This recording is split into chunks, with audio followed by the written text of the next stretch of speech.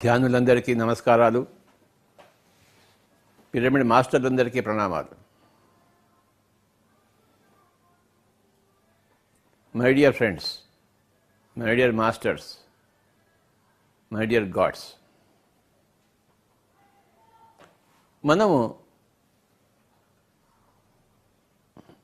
ప్రతిసారి ఏదో ఒక విషయం మీద కూలంకషంగా తెలుసుకుంటున్నాం.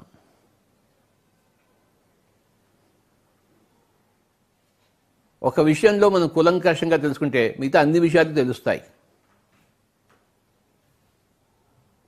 దీన్ని ఏమంటారంటే తీగ లాగితే డొంక కదులుతుంది అంటారు.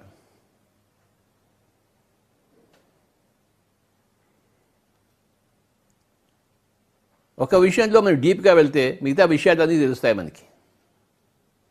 ఎందుకంటే ప్రతి విషయము ఇంకొక విషయంతో ముడిపడి ఉంది.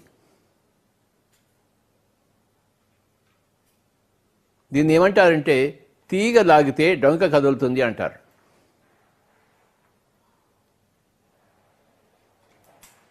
ఆ తీగ లాగకపోతే ఆ డొంక కదలదు, ఒళ్ళోకి వచ్చి పడదు.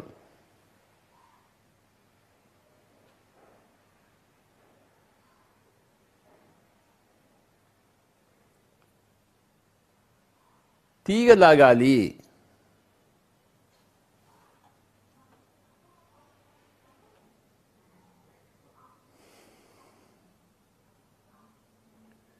ప్రతి పదంలో ఒక అర్థం ఉంటుంది.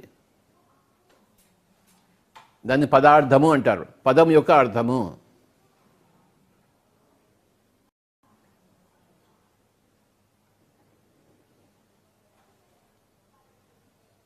ఏ పదముని మనం ఒక భూతత్వంలో పెట్టి చూసినా అందులో అర్థం బయటకు వస్తుంది.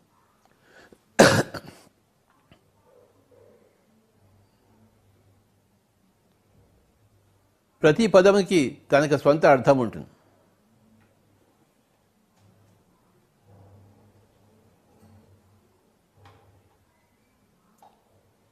రెండు పదాలు విడివిడిగా ఉంటే అవి రెండు అర్థాలను సూచిస్తాయి తేడాతో.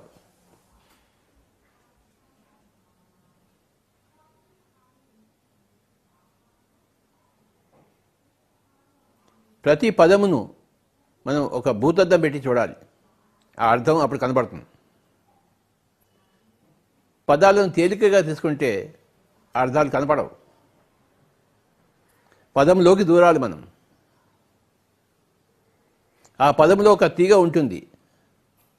ఆ పదం యొక్క అర్థం మనం లాగితే, ఆ తీగ లాగితే డొంక అంతా కదులుతుంది.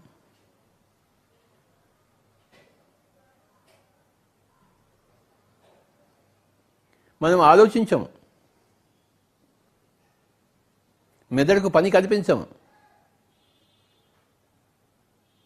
దాంతో ఏమవుతుందంటే ఎక్కడ వేసిన గొంగలు అక్కడే ఉంటుంది. తీగ లాగాలి, డొంక కదులుతుంది. పదంలోని అర్థం తెలుసుకోవాలి, పదార్థము తెలుస్తుంది.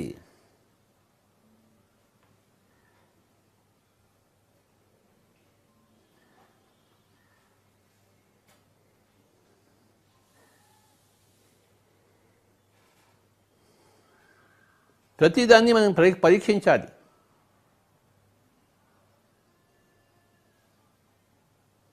మనం ఉపయోగించే పదాన్ని మనం పరీక్షించి చూసుకోవాలి. పక్క వాళ్ళు వాడే పదాలను పరీక్షించి చూసుకోవాలి.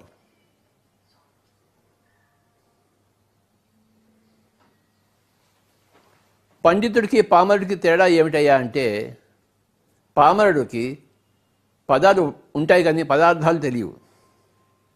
పండితుడు పదాలు ఉపయోగిస్తాడు కానీ పదార్థాలు తెలుసు, అంటే పదం యొక్క అర్థం తెలుసు.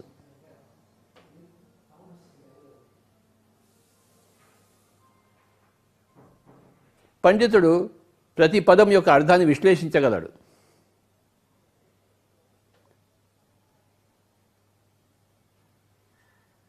ఆ సామర్థ్యం లేనివాడే పామరుడు.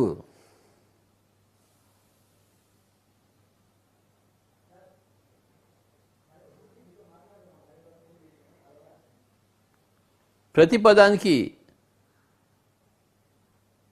ఒక హిస్టరీ ఉంటుంది, ఒక చరిత్ర ఉంటుంది.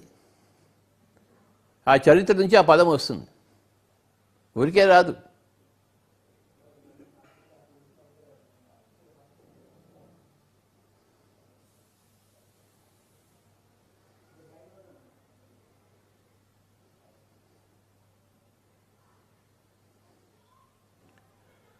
ఈ ధ్యానం అనే పదం తీసుకుందాం. ఈ ధ్యానం అనే పదము చైనాకి వెళ్ళినప్పుడు అది చాన్ అయింది, అక్కడి జపాన్కి వెళ్ళినప్పుడు అది జెన్ అయింది. ఈ ధ్యానం అన్న పదము అరేబియాకి వెళ్ళినప్పుడు దీన్ అయింది. ధ్యానం అనే సంస్కృత పదం చైనాకి వెళ్ళినప్పుడు చాన్ అయింది, జపాన్ వెళ్ళినప్పుడు జెన్ అయింది, అరేబియాకి వెళ్ళినప్పుడు దీన్ అయింది. అన్నీ ఒకటే. ధ్యానం అనే మూల ధాతువు నుంచి వచ్చిందే మిగతా పదాలన్నీ.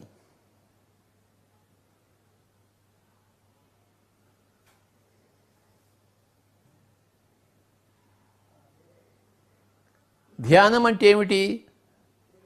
ధీ ప్లస్ యానం. ధీ అంటే నీ యొక్క మేధస్సు, యానం అంటే ప్రయాణము.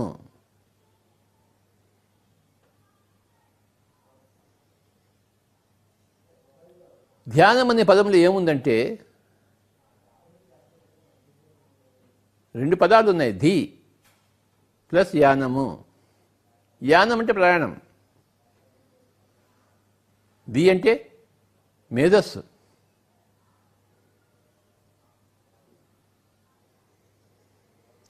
మేధస్సును సంపాదించుకొని తద్వారా జీవితాన్ని రచించుకోవడము ధ్యానం అవుతుంది.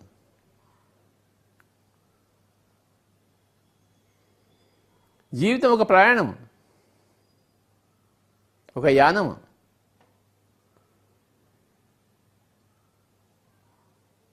ఏదో జరిగిపోతుందిలే, ఏదో జీవిస్తున్నాం అనుకుంటే అది పామరుడు. ధ్యానముతో జీవించేవాడు పండితుడు.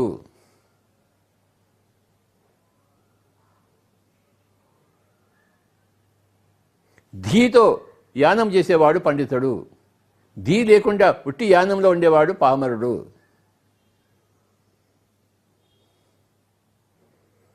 పండితుడు అంటే ఎన్లైటెండ్ మాస్టర్.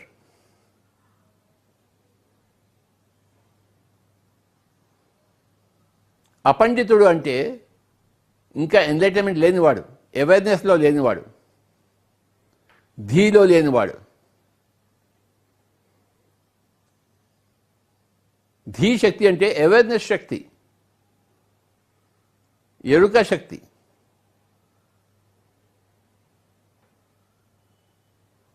ఆ విశిష్టమైన ఎరుకతో ప్రయాణం చేసేవాడే ధ్యాని, యోగి.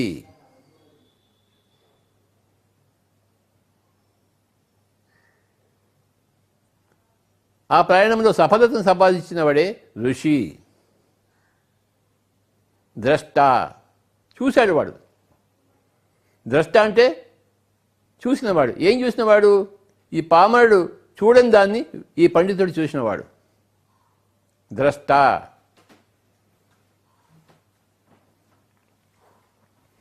పామరుడికి ఈ చర్మచక్షులే ఉంటాయి, పండితుడికి దివ్య దృష్టి, జ్ఞాన దృష్టి ఉంటాయి.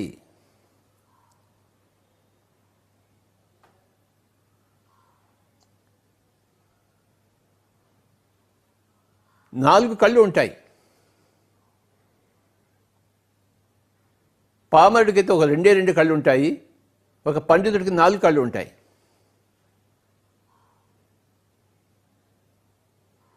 ఏమిటయ్యా ఈ కళ్ళు అంటే? చర్మచక్షువు.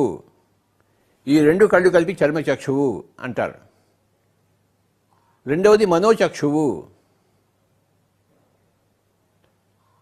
మూడవది దివ్య చక్షువు, నాలుగవది జ్ఞాన చక్షువు. 4 చక్షువులు ఉన్నాయి. చక్షువు అంటే చూసేది.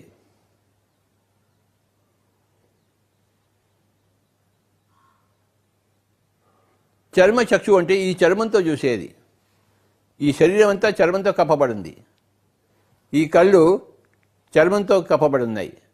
చర్మంతో కూడి ఉన్న చక్షువు ఇది కన్ను, చర్మచక్షువు.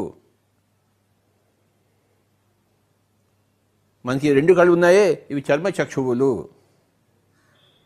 దీంతో ఏం చూస్తాము? దీంతో ఏం చూడగలమో దాన్నే చూస్తాం.